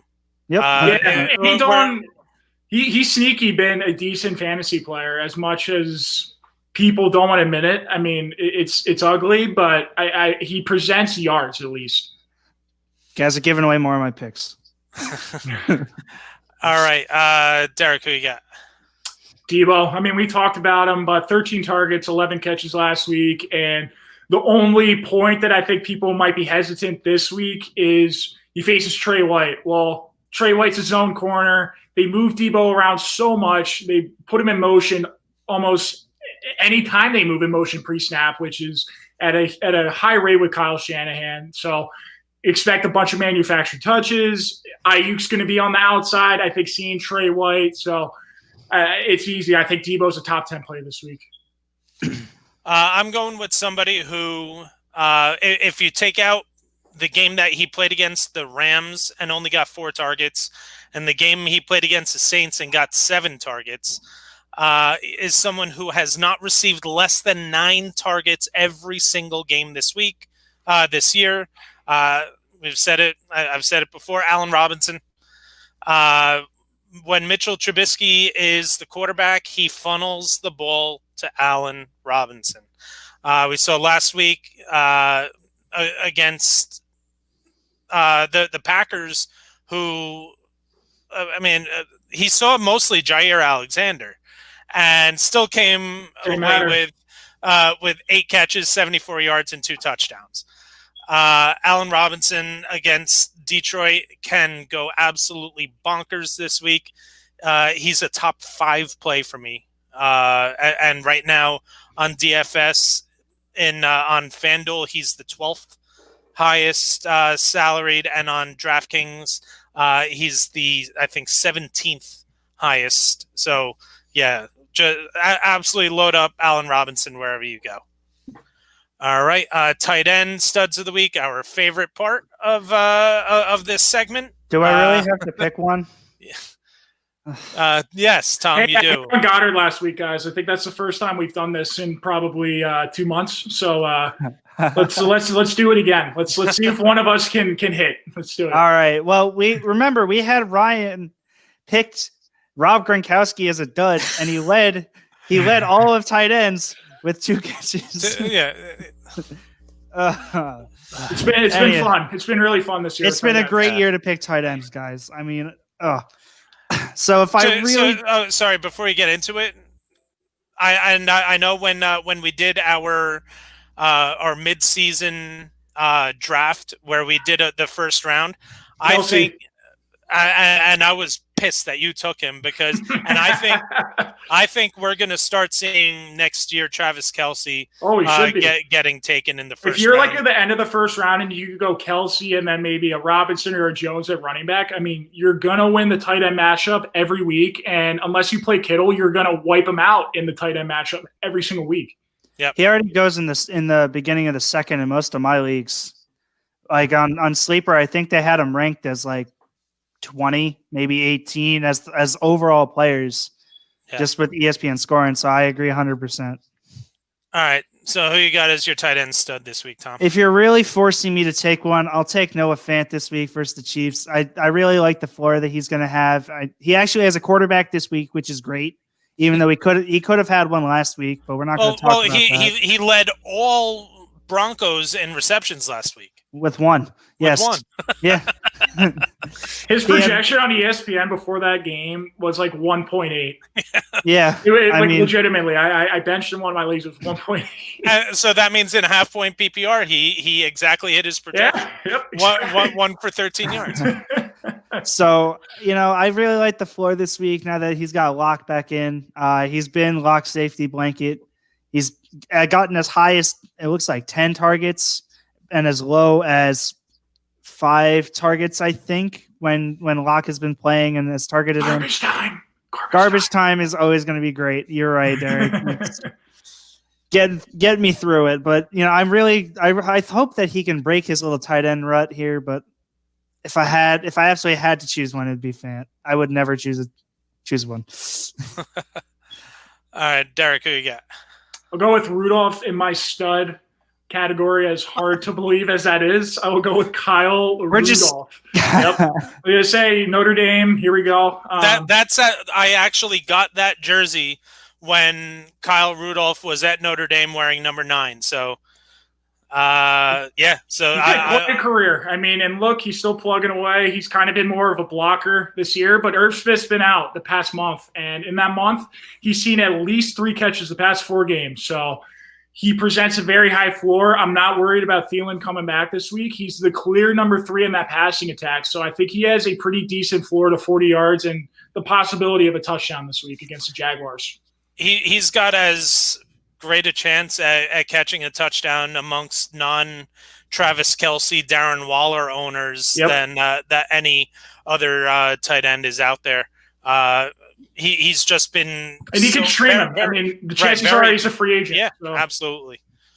So my tight end stud of the week is going to be Anthony Firkser from Tennessee. Get him. He's like 2,500. Get him. Yeah. He's the bare minimum on DraftKings. No Jonnu Smith this week, and even when Jonnu has been there, it's still been the Anthony Firkser show. Yeah, and Cleveland, I think, is in the bottom third of the league in terms of giving up points to the tight end. I absolutely Firkser in all of my DK lineups is the guy, because I love the upside plus the fact that he allows me to spend up in other places, being the bare minimum. But even in your season long leagues, if you've been streaming week in week out, Anthony Firkser is as good as it's going to come this week for me. All right. Moving on to duds of the week. Dud quarterbacks. Tom, let's start off with you. Even though I got to rep the jersey because I love Julio, Matt Ryan this week is not going to play well. I don't think Julio's going to play. I've been reading a little bit around. From what I heard, he's playing, but he might be limited. Well, even then, like when Julio's not going to be on the field a lot, which means it's going to be a lot of double coverage for Calvin Ridley, and that just kind of messes up Matt Ryan's flow. And I don't know. Is Gurley in, or is it Brian Hill again? No, Gurley is. In fact, it just can't. Yeah, Julio and Gurley are active. Okay, Saints defenses look great though. Yeah, and the Saints defenses look so good. This just isn't the week to have Julio and Gurley play half snaps. I really don't like Matt Ryan this week. Yeah, and we saw Ryan struggle immensely the last time these two teams. He didn't even play that great last week, really. Oh no, no! And for a game where they won, what was it, 43 to 6? Right. They won by 37, and you didn't have. He didn't break 15. Right. You had a wide receiver finish in the top 15, but you didn't have a top 20 running back. You didn't have a top 12 and a way better matchup. Oh yeah, against the Raiders. I mean, yep, yeah. It was all special teams. Younghoe Koo, Ridgewood, New Jersey, repping. Yes, sir. All right, Derek, who you got? I'll go with Big Ben against Washington, and this is I'm kind of off Big Ben in fantasy until further notice. We talked about Phillip Rivers. I view Roethlisberger as maybe a slightly better version of Rivers in terms of fantasy. I think he's been good as a quarterback. He's been good as that point guard in that offense, kind of distributing the football evenly in this offense. But look, you watch him play, he gets rid of it in under 2 seconds. There's no big playability, really. The upside just isn't there. He dropped back 46 times last week and had 12 fantasy points, and he only had 1 turnover. Like, the upside to play him just isn't even there at this point. I think he presents a decent floor at 15, 16 points, but you're not really – you can find that streaming for other guys with much better matchups this week in Roethlisberger playing Washington. But moving forward, I'm not that comfortable playing Ben Roethlisberger in my fantasy lineups unless it's a 2 QB league. Yeah, the upside just isn't there. He's as safe as it comes, but there's just no upside to Roethlisberger's game. And a lot of that has to do with how good their defense is, that they don't rely on their offense to need to put up points. So my quarterback, I'm like I said, I'm about to get ballsy with my duds of the week this week. Let's do it. Let's do it. My quarterback dud of the week is the QB1 on the season, Kyler Murray. The Rams have, over their last 5 games, have been averaging 15 points a game. They're averaging, I think it's over 3 sacks a game over those games, over that span of 5 games. And I'm not positive that Kyler Murray is 100% healthy. Yeah. He he had averaged 67 or 66 rushing yards until the last 2 weeks. He's seen 46 combined. He's averaged 23 on the ground, and I just don't think he's looked right since he hurt that shoulder on that Thursday night game against Seattle. Yep. And so, I mean, I absolutely I think that as good as these 2 offenses can be, this is a game where I'm actually picking the under. Yes. Definitely. Looking towards, and again, the Rams' rushing defense has been even better than their passing defense. So I can see this one and continuing the slide of the Cardinals. So I'm down on Kyler this week. Running back duds. Tom, who you got? We've already dumped on this guy enough, but he had less than 2 points last week. I mean, Zeke versus Baltimore this week is just not going to be fun to watch at all. I don't even know what else we can say. We've had so many questions regarding him. We've put him under literally everyone under the sun. This is one of the worst plays this week, and it's such a shame that I traded him away for Josh Allen. Oh man. Yeah, I think you got the better end of that deal. I don't think he's a top 30 running back this week. I traded Zeke and Jerry Jeudy in a keeper league for Josh Allen, Robbie Anderson, and Phil Lindsay. You realize you just said he's not a top 30 running back, and there's only 30 teams playing this week. Yeah, I mean, Kareem Hunt's better to play than him. I'm just about to talk about, Kareem Hunt. I mean, there are number 2 running backs that are better. J.D. McKissick, as crazy as it sounds, if in PPR leagues, is just better than Zeke right now. I honestly wouldn't be surprised if Jalen Richard finished with more points than Zeke with this week. I'm not going to go that far. No. Purely on PPR points. Purely on PPR points, I don't think Zeke breaks 5, and I could see Richard getting 5 catches. Jamal Williams against the Eagles, I'd maybe go there. 100%. Yeah. All right. Derek, who you got? Kareem Hunt. I just talked about, but Kareem Hunt. I mean, look, in DFS leagues, stay far away. In your fantasy leagues, in the flex, if you have other options, I'm worried about him. He had his lowest snap total last week at 42% of snaps, and the thing I'm really worried about is Nick Chubb ran more routes than Kareem Hunt last week. That is where Kareem Hunt has made his money, through the air, and he hasn't even done that the last 2 weeks. So, look, yes, is it a juicy matchup? Of course. Jadeveon Clowney's undergoing season-ending surgery. He already did this week. So, look, he's out of the mix in that run game. But this is Nick Chubb. This is a Nick Chubb day. I think they're going to try to grind the Tennessee Titans down with Nick Chubb all day. He's been their best player since he's come back. So, I'm worried about Kareem Hunt this week. Yeah, I was actually forced to play him in one of my leagues this week because my other guys, I have the McCaffrey Mike Davis combination. They're on a bye. I have DeAndre Swift, who's out this week, and I have Philip Lindsay, who I can't trust against. And the only person on the waiver wire that I would consider picking up is Jerick McKinnon, and I play Hunt over him. I would play Hunt over him. So he's not a total dud for me, but in terms of what we saw from earlier on in the season and the those expectations, I don't think he's going to meet them this week. My running back dud is so I went after the number one quarterback. Let's go after the number one PPR running back. And Alvin Kamara is my dud of the week.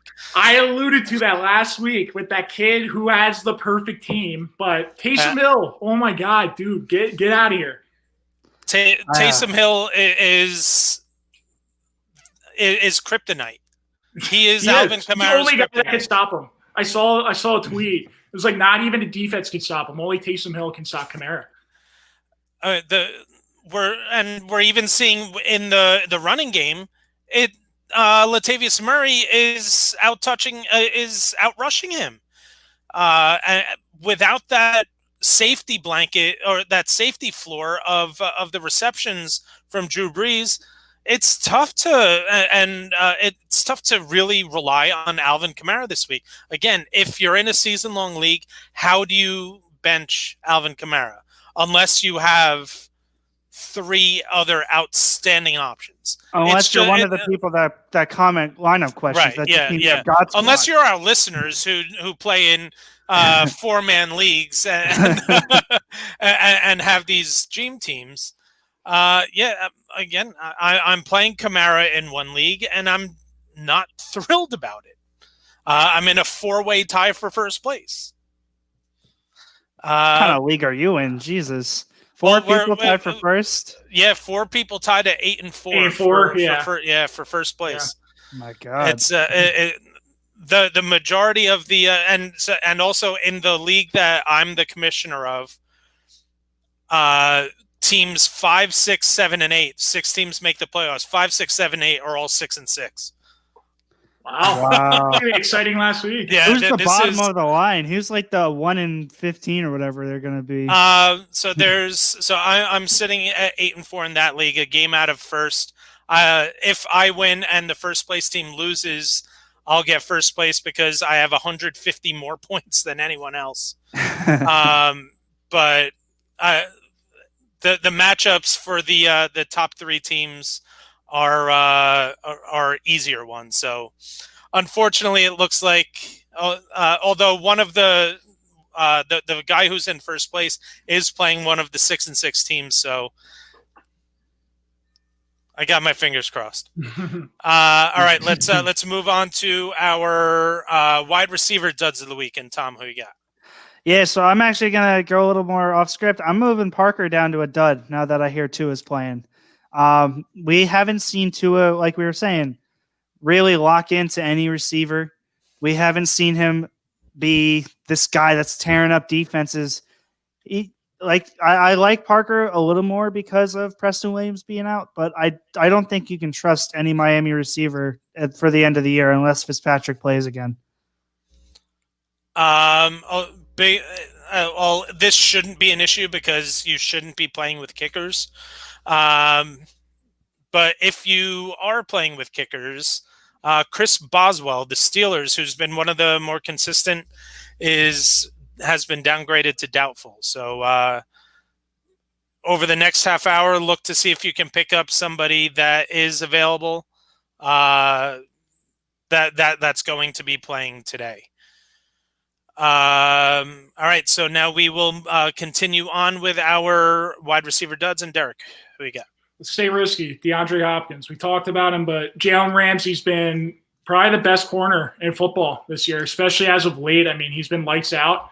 And as a DeAndre Hopkins owner in one league, the fallout, it's been apparent. He's had 1 touchdown the last month, and that's been the Hail Murray. It hasn't been consistent production like we saw him churning out double-digit targets the first 2 months of the season. I mean, it's teams are clearly scheming him up. They're double teaming, and it's not a good matchup against the Rams. They play more too high safety than anyone in football. So you know that there's going to be a safety over the top along with Jalen Ramsey on DeAndre Hopkins all day. In your season longs, you play him, but in DFS, do not pay that hefty price for DeAndre Hopkins. And let's continue with the high priced guys that we're down on, and Julio Jones. Derek, you said earlier this could very well be one of those decoy games, and it may be one of those decoy games to just avoid getting that double team over on Calvin Ridley. So we've seen in the past Julio Jones not perform up to expectations when he's come into a game limited. And he's clearly been limited, even though on Friday I know he said that he's good to go. Okay. Yeah. We'll see. Yeah. And it's very possible that he ends up with a Marshawn Lattimore treatment. So when you combine the Julio injury with a Marshawn Lattimore coverage, it hasn't always worked out well for Julio. So I'm down on Julio. We have a question. Half PPR, Mike Williams or Rashad Perriman? I almost said Denzel. if it was Flacco, I think it would be easy. It would definitely be Perriman, but Yeah. I'm going Mike Williams. Yeah. So it's easy. It's Mike Williams for me. I know. I mean, Darnold, you can't rely on Darnold. Unless it's Crowder, who has also fallen off the face of the earth the past month. I mean, you just can't trust Sam Darnold. Yeah, no, Darnold. God. Obviously, this is Mike Williams. I'm just trying to justify Sam Darnold a little bit. Yeah, it's full Arsenal last week. Put up 3 points. They're hurting his trade value every week by playing him. I mean, I know. I'm making up an injury and not playing him the rest of the year and hoping I get a second rounder for him at this point. I really need the Jets to just let Flacco go because Flacco isn't that bad of a quarterback. Like he also might win you a game though. Yeah, he's been close twice. He has been close twice. And that's why, Adam Gase took back play calling duties. Like, that's why. It's because he wanted to make sure Flacco didn't look good. His sound bites every week get better and better. It's actually it's unreal. I Tom, know. You mentioned he who not be mentioned on this podcast or on this show. Do you think he's employed next year as even a QB coach? Seriously. No. I think he might be getting the Todd Haley. You remember him? He's a high school coach. Remember when Freddie Kitchens was a head coach last year? And he's a running back coach. Yeah. For the Giants. Yeah. That's probably Gase's pathway next year. I don't think they ever released exactly what he's doing. I think he's actually the tight ends coach, but they don't want the world to know that Freddie Kitchens is actually hired by the Giants. So what a sad fall that guy had in 12 months. All right. So Mike Williams, yeah. All right. So now we are going on to tight end duds of the week. And Tom, who you got? All of them. Anyone. Literally anyone. If I had to pick one specifically, it would be Logan Thomas, just because of the quarterback play that we've talked about with Alex Smith not making the correct throws or making the interceptions. And also Pittsburgh has been a top 3 defense versus tight ends. It's hard not to, because tight ends are just not it this year for some reason. But Logan Thomas versus Pittsburgh, not a good streamer pickup if you're looking to fill in for. You're just relying on a touchdown. I agree. Yeah. All right, Derek, who you got? Ertz. Do not fall for the trap of Zach Ertz coming back this week. He very well could also get that Julio. I mean, he's not a decoy at this point, but the 20-snap treatment, the 10-snap treatment that we saw with Dallas Goedert when he came back from his injury about 4 weeks ago. Zach Ertz, I saw a really disturbing stat this week. More bad Eagles stats. Okay. Out of all pass catchers, wide receivers, and tight ends, Zach Ertz and Carson Wentz have the worst passer rating in football. 53. It's a 53 passer rating when Carson Wentz targets Ertz. So even if he does target him, it's not necessarily a good thing. So I'm expecting them to almost kind of ease him back into it, 15, 20 snaps. Maybe you get a couple targets. But Richard Rodgers has also been a good second tight end for the Eagles. So don't play Ertz this week. Don't fall for the trap. Dallas Goedert, baby. I'm going to take Hunter Henry against the Patriots. The pace of play is going to worry me this week. We've seen Henry in the past be solely reliant upon the fact that I think they're the third fastest paced team in the NFL right now, and New England's going to take that number way down with them just trying to run the ball, kill the clock, and do what the Patriots do best. So, and the Patriots have actually been one of the top 10 teams against tight ends this year. We saw them be able to bottle up Darren Waller in Waller's worst game of the year. So I'm going to be steering clear of Hunter Henry this week. And now we move on to our sleepers of the week and sleeper quarterbacks, and we'll start with Tom. Based my change in stud on my sleeper QB, we got the red rifle, Andy Dalton himself. I talked about it earlier. This Baltimore defense is not what it has always historically been. And like I said, I really think that Amari Cooper is going to start being Amari Cooper again than when he had with Dak. Andy Dalton's been targeting him, and when he's been targeting him, the balls have been being caught. It's not a Ben DiNucci or a Garrett Gilbert where the ball's going 5 yards over his head or 10 yards in the ground. It's been really good, and you look at the last 2 weeks since he's come back from the bye, he had 20 points and 13 points. He's got to stop throwing the interceptions that he's throwing, but I think it could be a really good week, and he shouldn't really be as slept on as he is with projected 15 points. Yeah, it's all going to me, depend on who exactly plays for Baltimore. Yep. And with them playing 2 days from now, if you're trying to make a decision between Dalton and somebody who's playing today, I may take a slightly more risky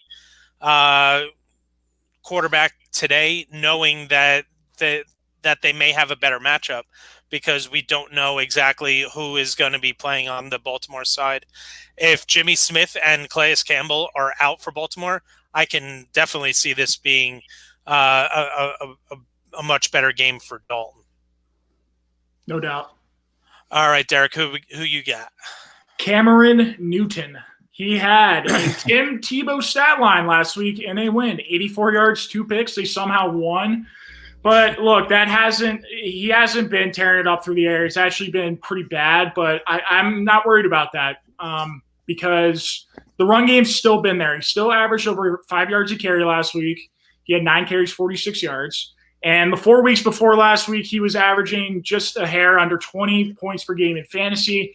And look, as Ryan said, he's an extension of that run game. He's a very integral part of that run game. And the Chargers have been bleeding points on the ground. I love Damian Harris today. I like James White, and I like Cam Newton. I think he's going to go back to the end zone. He hasn't had a rushing touchdown the last 2 weeks. I think that's going to change today against the Chargers. I think Cam Newton's going to get back to what he was, which is about an 18 to 22 points kind of guy against the Chargers this week in a good matchup.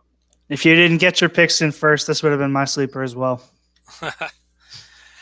All right, so this shouldn't be a shock to anyone who's been tuning in for the majority of this show. My quarterback sleeper of the week is Mitchell Trubisky. What? Oh my God, I'm so shocked. I know, shocker. But anyone who knows me at all knows how much I despise Mitchell Trubisky. Ryan Pace. And if it weren't the Detroit Lions defense he was going up against, I would be nowhere near this game. It's just too good of a matchup. It is an absolute must-win game for the Chicago Bears, who still have a shot at the playoffs. This can get them back to 500. I mean, with no Jeff Okudah, they're also missing their top 2 other starting cornerbacks. This is a big week for Trubisky, a big week for Allen Robinson. I can even see this being a big week for Derek's guy, Darnell Mooney. Yes, sir. And it may even be a big week for someone else I haven't talked about yet, who I will talk about in a little bit. All right. Running back sleepers of the week. Tom, who you got? Isn't it crazy how 3 weeks can move a guy from a stud to a sleeper? I got Duke Johnson here. No one's really expecting a lot from him since David Johnson's coming back, but I don't know if David Johnson is really going to be David Johnson that we saw early in the year. And especially with playing Indianapolis and their stout run defense that we've already talked about, I don't think that this is going to be a big David Johnson game. I would actually look to see Duke Johnson do a little bit more of what he did last week with his 3 catches on 4 targets for 43 yards and a touchdown. He's going to be that pass catcher. They're going to try and ease David Johnson, I think, back into it a little bit. And he's a sneaky play if you need a deep flex option or if you're looking to maybe take a risk on your daily fantasy. I don't know how much he is because I didn't look for him in mine, but I think this could be a big week, and he's only projected for 6 points right now, which, like I said, he could have 3 catches for 43 yards, which already breaks that 6 points, not even including the touchdown. So I really like Johnson this week.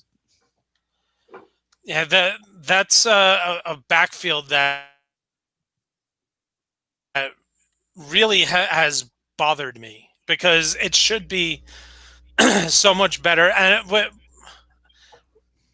And this is very fantasy football of Duke Johnson for someone who had the opportunity all to himself over the past couple of weeks and to not be able to do anything for now David Johnson to come back and have a big game.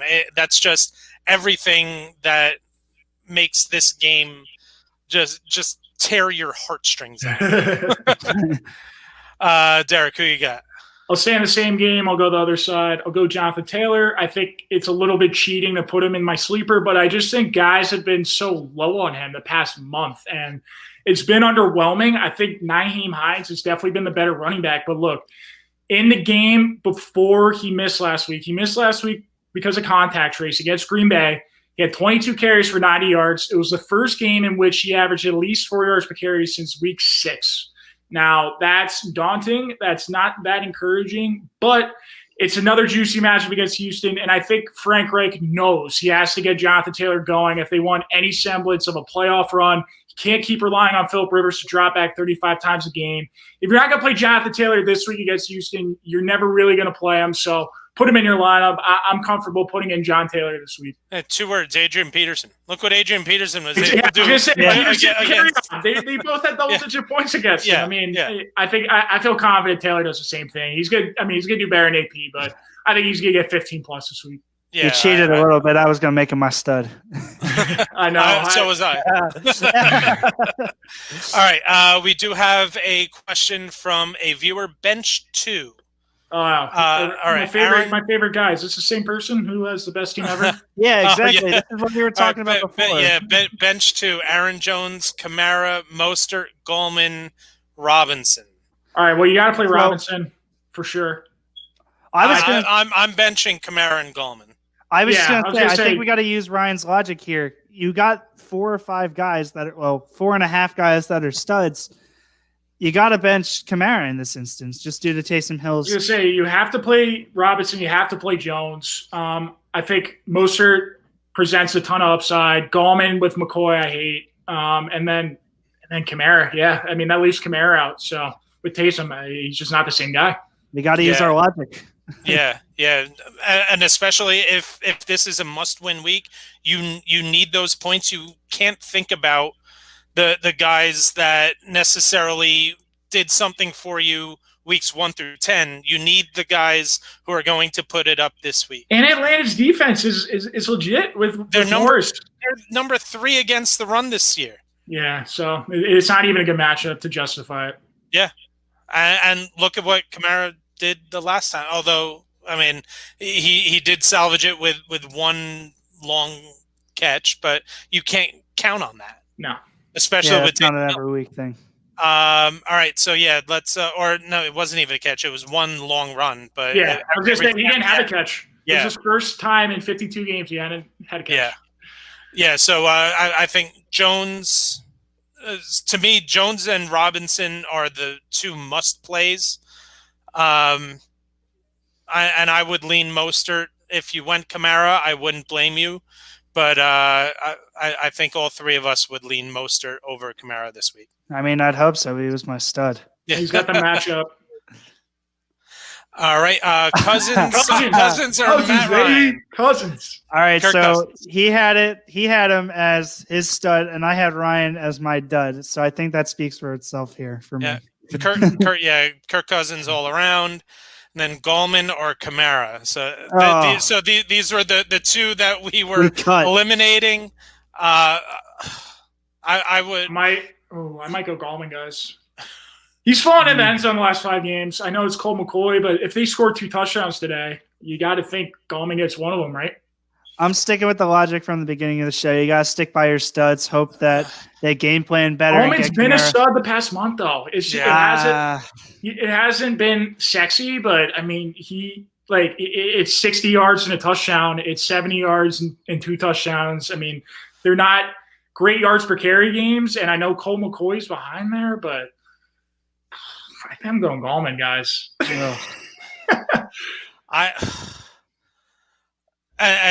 We see this, and you know how that this is the only reason why this is as tough as this is for me. It should be Kamara. It should be Kamara. McCoy's got a week of practice. He's not going to play as bad as we saw him against Cincy. He's not. All right. I don't think they're going to light the world on fire, but I still think Gallman has a floor of 50, 60 yards. And as weird as this may seem, especially because he hasn't been targeted by Taysom Hill, I still think Kamara in a PPR, Gallman in half point or less, because Kamara has that skill set in his tool bag that can be unleashed should Taysom Hill look to exploit it. So I think full PPR, I'm going Kamara. Standard or half PPR, I'm going Gallman. One more, and all right, we got defense questions. I've been so good at these. I've picked up Sleeper gives you like a little blurb saying like, best player at each position. I've had the best defense now for the past 3 or 4 weeks in a row. Now I'll tell you that there is a defense who I was surprised was available, and I guess it was because they played Green Bay last week. But I picked up in 3 leagues, especially because of their playoff schedule. I picked up the Bears. Surprised, yeah. So the Bears would be my choice over the Chiefs, over the Raiders. Yeah, so I'm definitely taking out the Chiefs. I think Denver has a decent chance of compiling a lot of points and yards garbage time. So I'm a little worried about that. Raiders go against Darnold, so I think they're probably safer because Darnold's not going to burn you. But Detroit doesn't have Galladay again, and they don't have DeAndre Swift. So I think Detroit's going to really struggle to score today, and Stafford's been turnover prone the past month. So I think I agree with Ryan. So in terms of it should be the Raiders, but just because you're going up against an inefficient offense doesn't make your defense good. And the Raiders' defense is awful. No Cleveland Farrell, no Jonathan Abram, no LaMarcus Joyner. Yeah. And I think Trayvon Mullen is also questionable. So that's a ton of guys, right? That's 4 starters right there. So yeah, I would have to probably go with Chicago here. I knew Swift wasn't going to be in, but I had heard that he wasn't a part of the game plan, so that part doesn't really affect me as much. But Galladay being out is just going to make hell for Stafford. Okay, so this was the Gallman or Kamara. It was a full PPR, and Eckler is his number 1. So does that make you feel safer in terms of playing Kamara, knowing that he's got Eckler in a PPR? I almost or would you rather go the safer route with Gallman? Yeah, because I think Eckler's at home run. So I would almost to save it, I would rather just get the safe play in there. Gallman, I think, is in low end RB2 territory, in full PPR. So look, I get a top 5 play in Eckler, and then I get another low end RB2 in Gallman, where Kamara has a chance to just have another game like last week where it's just non-existent. So I don't feel comfortable there. All right. Mostert, Kamara, Montgomery. All right, there it is. All right. So, and they said leaning towards benching Kamara since Taysom is running a lot. Trust your gut, Susan. Yeah. I'm with you, Susan. Yeah, I'm with you. Both all of us do like Mostert and Montgomery this week as well. So yeah, we are definitely leaning towards benching Kamara as well. One more, Parker or Debo. Debo. I think we had this earlier. Debo is our choice there. Thank you so much for your questions. We are going to continue with running back sleepers of the week. And we've already talked about this one earlier. Devontae Booker, just the volume that he's going to get.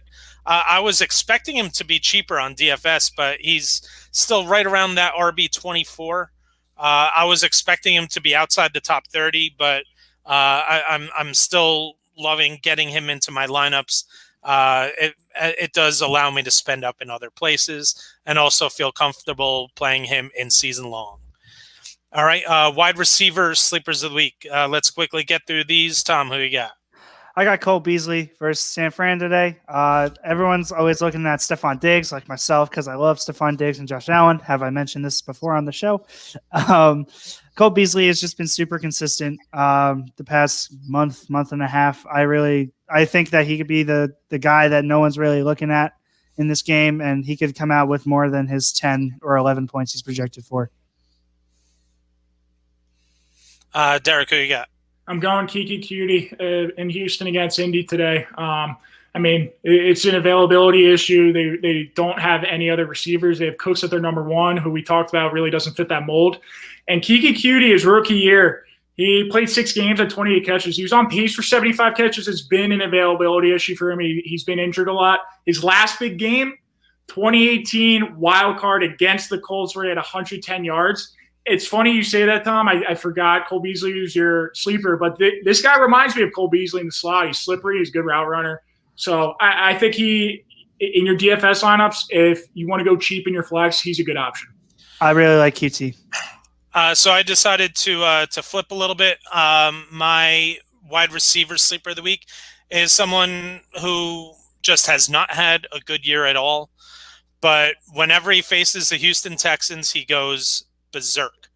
T.Y. Hilton is going to be my sleeper of the week in 16 career games. So that's a full season's worth of games. He has 85 catches, over 1,500 yards, and 10 touchdowns. I mean, he got a touchdown last week. He finally got a touchdown last week, too. Yeah, and this is just a team that he constantly has success against. I'm going with that trend to continue. So I do like me some T.Y. Hilton this week. To wrap up our sleepers with tight ends, Tom, who you got? We talked about him before. He's an integral part of the Green Bay offense, and I'm going to say his name so that he goes back to that first time that I said his name and he popped out for 33 points. Robert Tonyan, whatever his name. Tonyan Harding. Yeah, right. We're going Robert Tonyan. Whatever I need to say to get him to have those 33 points like he did versus Atlanta in week 4. He's going to be an integral part of this offense, and he's going to be a big part of the reason why they crushed Philly. Sorry, Derek. It's okay. You could just make another Jets joke, or else I can make one if you really want. So, hey, look, we're at the 6th pick right now, so I'm not that angry. As long as Howie Roseman isn't here to make that pick. He's surprisingly cheap on DraftKings. Yeah, he's much more expensive on FanDuel, but I have him in a lot of my DK lineups. Derek, who you got? Seems like every other week I put him in my sleepers, but I'm going Mike Gesicki just because the last 4 weeks he had his lowest receiving output last week with 35 yards. So he's actually had a good floor, even with Tua in the lineup. And the most encouraging sign, besides the matchup, since he allows the 4th most points to tight ends, but you saw 70% of the snaps last week. I think that's been a big thing with Gesicki. Sometimes he's not even a part of the game plan just because he's not a great blocker with Durham Smythe and Adam Shaheen. But Gesicki is the second best receiving option without Preston Williams. It's clear cut. So I think you fire up Gesicki if you don't have one of those top 3 or 4 tight ends this week. My tight end sleeper is going to be strictly for a dart throw in terms of DFS, and that's Cole Kmet from the Chicago Bears. Very, very quietly over the last 2 weeks has more than double the snaps and routes run that Jimmy Graham has, and 3 times the amount of targets. So Cole Kmet is someone who, again, on DFS is at the bare minimum. Got it. Yeah, I cracked myself up. I may have a little bit of an issue playing him in a Week 13 game that may mean something in my season-long league. But in DFS, I absolutely love the ability to, and if you can get someone like a Ferkser in your tight end and Kmet in your flex, just imagine all of the possibilities that'll open up from a salary perspective at the other positions. And that would be in terms of a tournament play only, not in cash. All right, let us finish up this week with our stacks, lock picks, and against the spread picks of the week. So, Tom, who you got? All right, for my lock, I got Miami over Cincinnati. I just think that they're going to edge them out in a really close game here. At the spread or against the spread, I like the New York Jets, 8.5. I know I'm ready to get hurt again.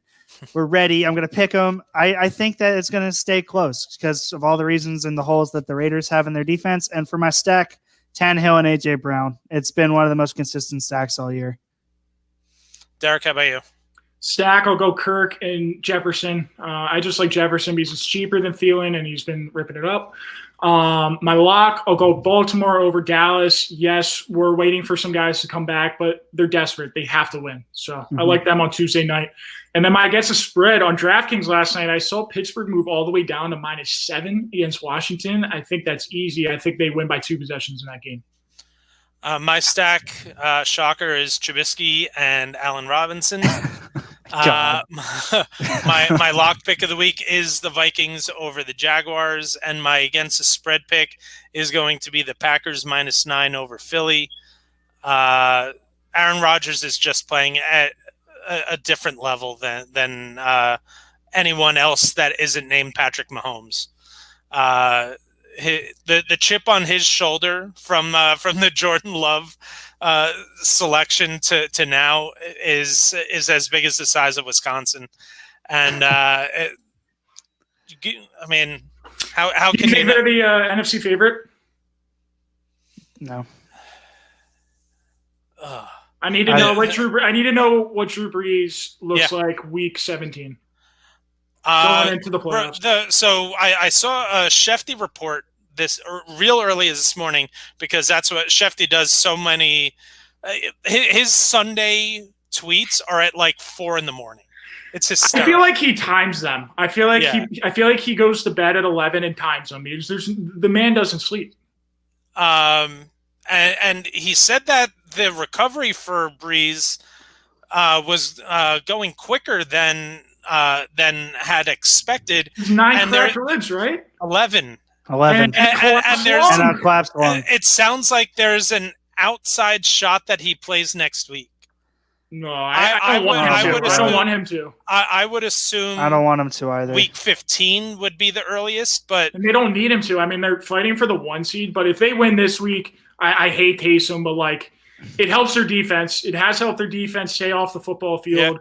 Yeah. They're saving out Alvin Kamara's legs in a weird way. It sucks in fantasy, but in terms of their playoff hopes, I think it's actually been good for Kamara to get this little break. Well, and I'm a big Drew Brees fan. I followed him a lot and watched a lot of his career here.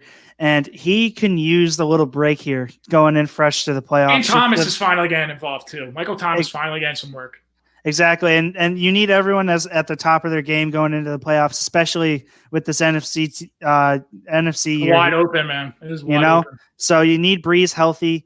Michael Thomas is getting his work so that he's at the top of his game. Kamara's got the fresh legs. Defense is staying fresh. I agree. I think he needs to take at least 2 more weeks off here.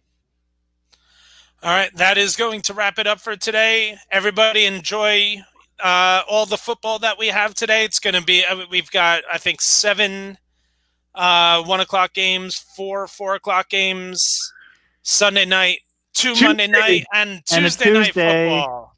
Do we have Thursday night again this week? I yes. believe so. Yes. That's a good question. I feel like I saw it. I forget. 14 schedule. It is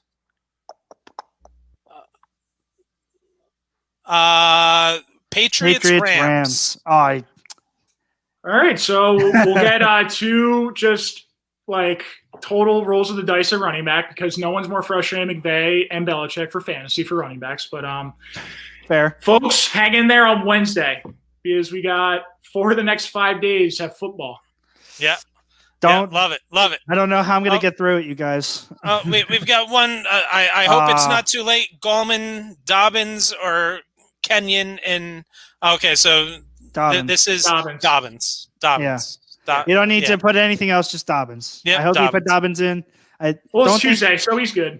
Yeah, but if I hope he didn't play Gallman. Well, Gallman's 4 o'clock. Kenyon's 4 o'clock. Oh, okay. Perfect. Dobbins. Yes, Dobbins. Good. We're good. All right. Again, make sure you're following Backsports Page on all social media at Backsports Page. Check out the site for all the great content, including Derek's Power Rankings. Follow us on Twitter at rstern33, at Derek Mountain, and at THB315.